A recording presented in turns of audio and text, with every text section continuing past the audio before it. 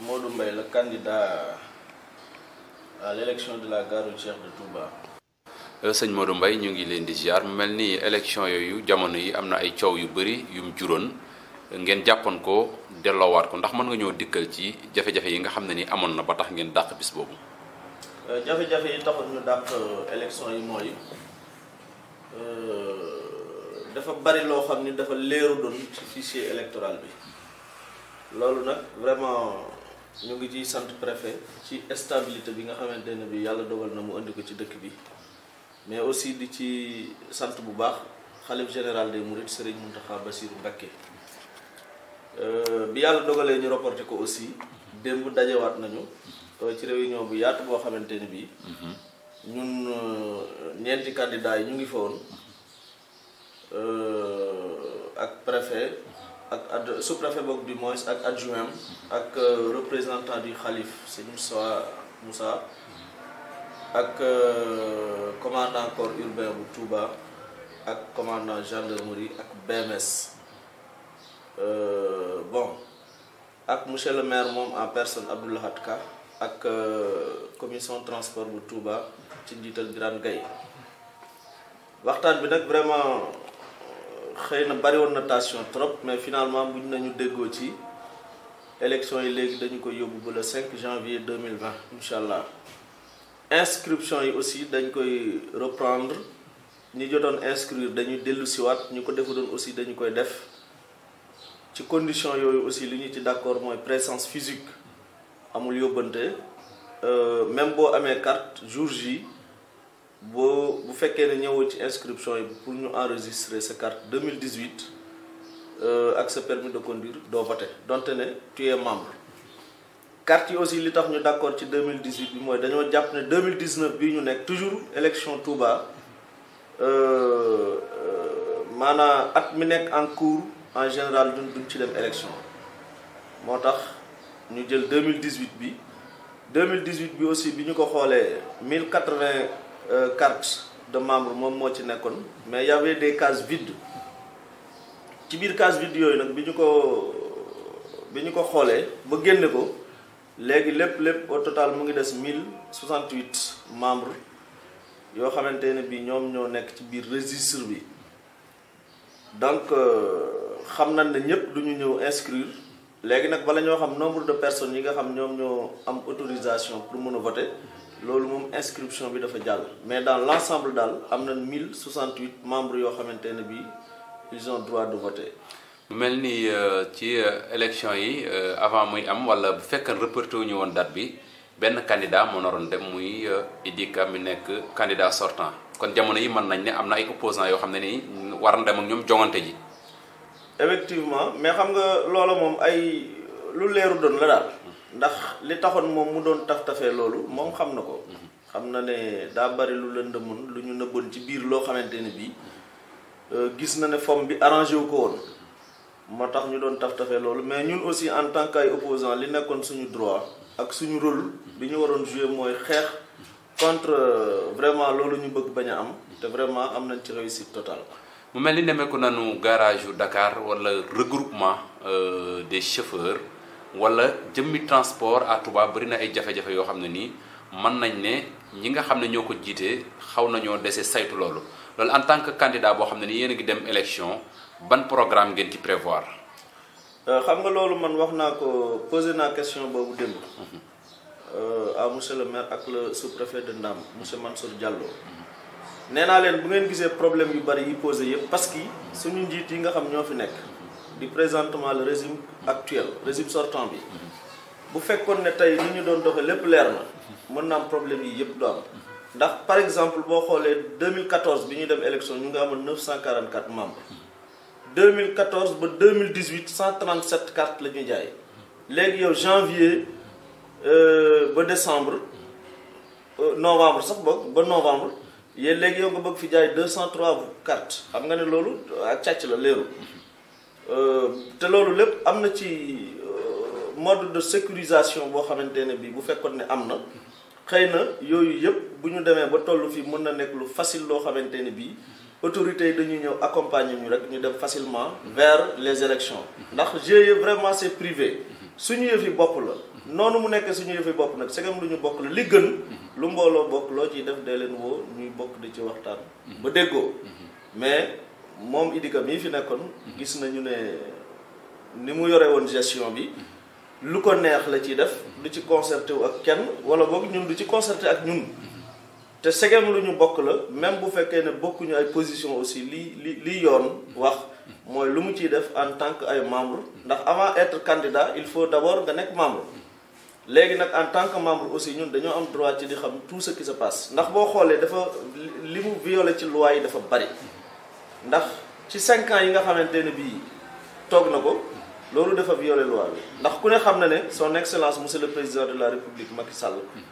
bi mu fi ne mandat bu ma gañee mandat bi 5 ans lay doon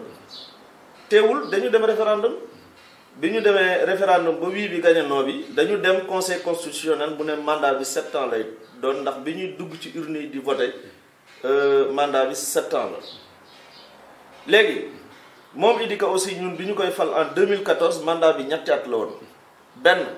violé na loi bi ci bi ñuy changé na règlement intérieur yooyu ak statut yépp te bi mu koy def waxtaanu ci kenn li ci gën a graaw nag mu jël mandat bi def ko 5 ans sans pour autant mu concerté wu ci ak kenn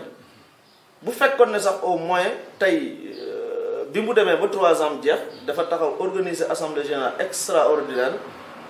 ñu dem ci ay élection ku gañ a toog nga mën a wax mais moom dafa def forcing ba pare toog ci média yi ne li ma def naa ko te kenn mënu ci dara teg ca sax ne xobu xël garage bi xobu xël la ëpp na gémmiñu tef mooy genre waxam yooyu mais ñun loolu dëkk bi ñu nekk dañ ciy calculer lu bari ndax dëkk la boo xamante ne bii ñun dañoo jàpp ne dëkk la boo xam ni moo gën ci dëkk yi ñun niñ ko mën a jàppe ñun en tant que murit doon dëkk bu tedd ay nit ñu tedd dëkk fi ñoo xamante ne bii bëgguñu fi yenn genre coow yi te ñun aussi dañuy xeex pour que dëkk bi jàmm di fi am ci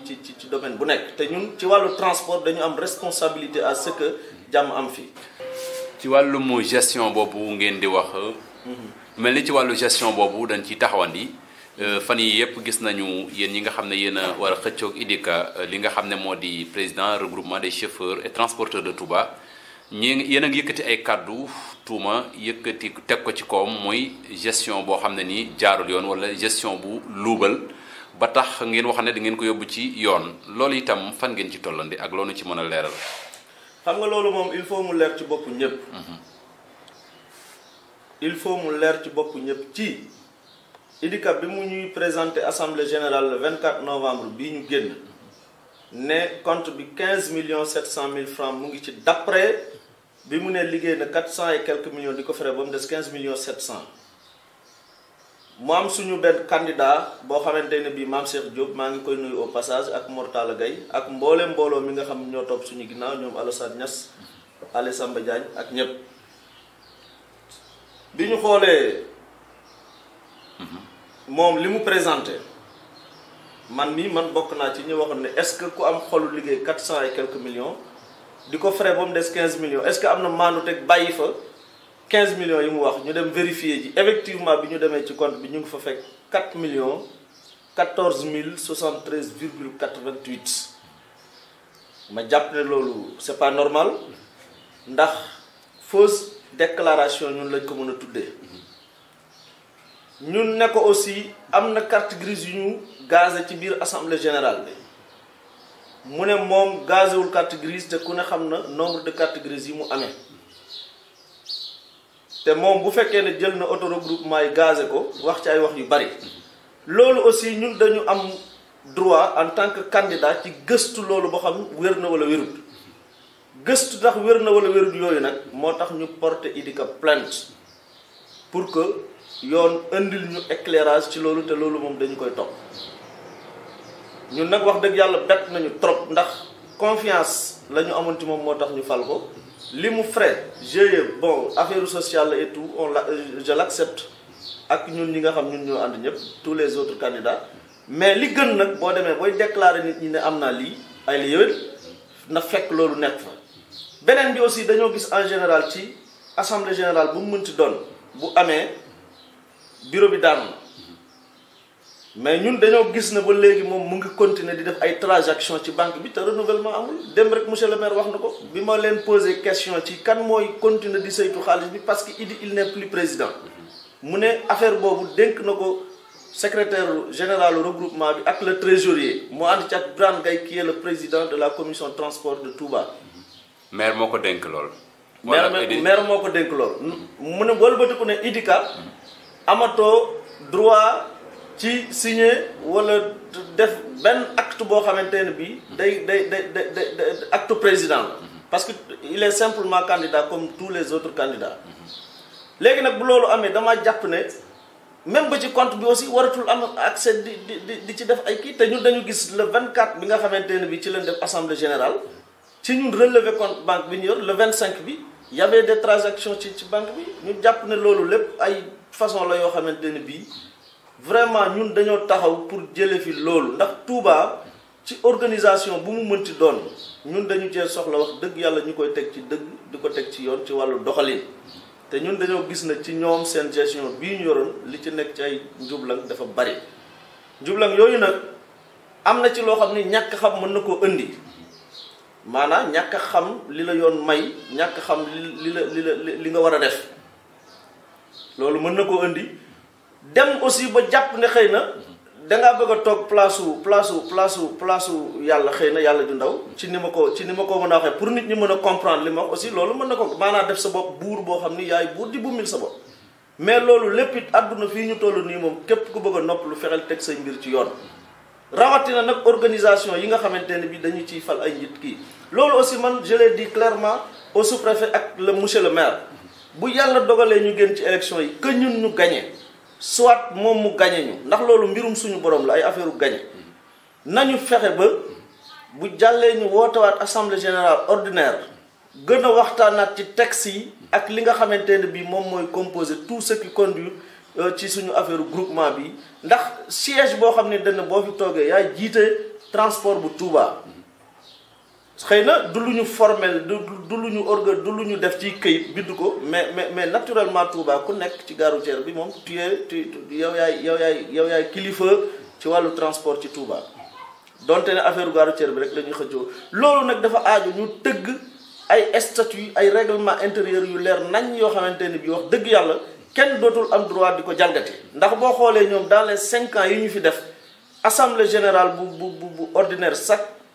12 mois dafa war a dem mooy 1 an tous les fins de mois dafa war a dem réunion bureau yii ñuy wax ne changé nañu lii changé nañ yooyu yëpp ci assemblée générale la ñu ko war a defee kenn amul droit changé lu toll ni karafatul ay ni ci wàllu lu mbooloo bokk te woote wu ab AG. deuxièmement aussi gis nañu ne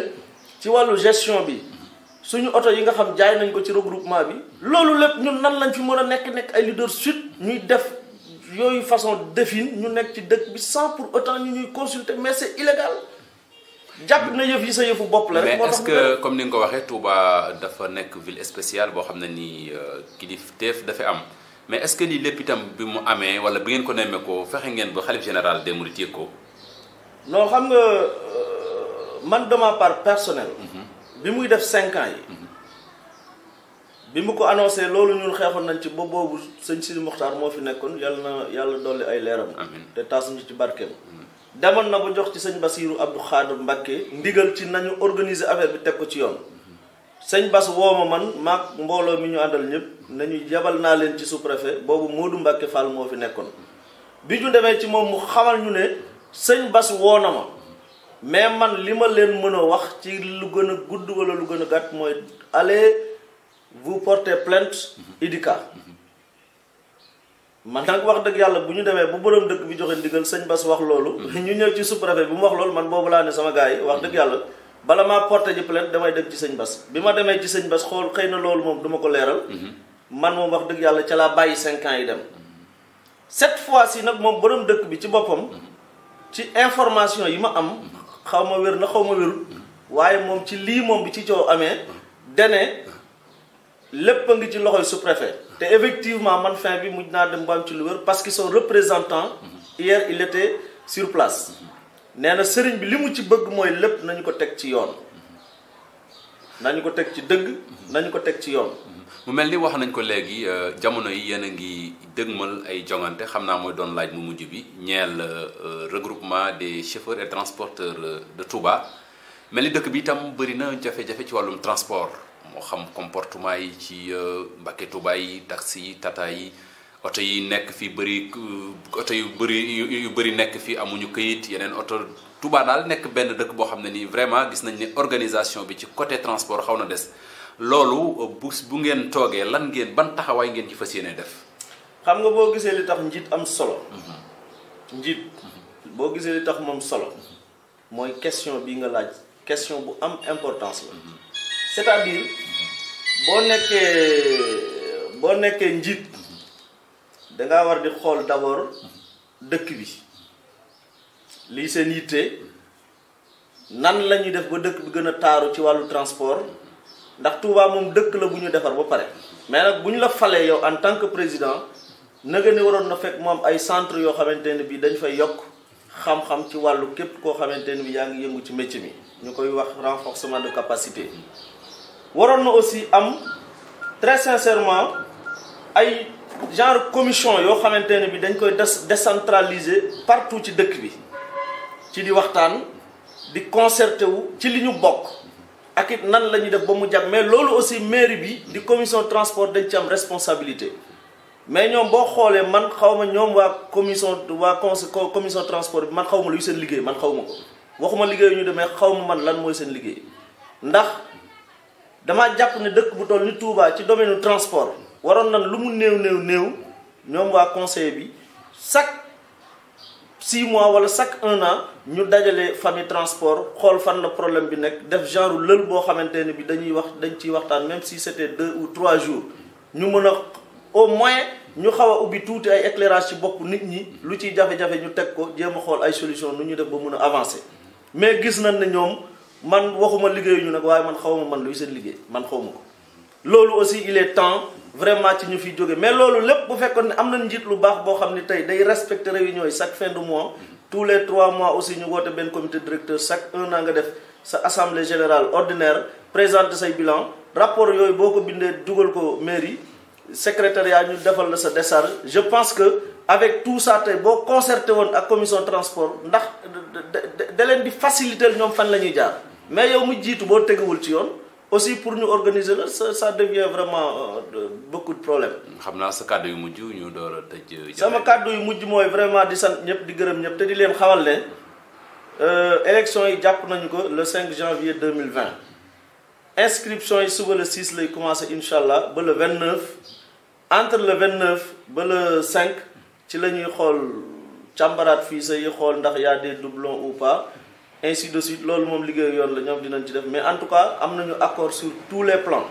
li ci des rek mooy dañu dem bindu ji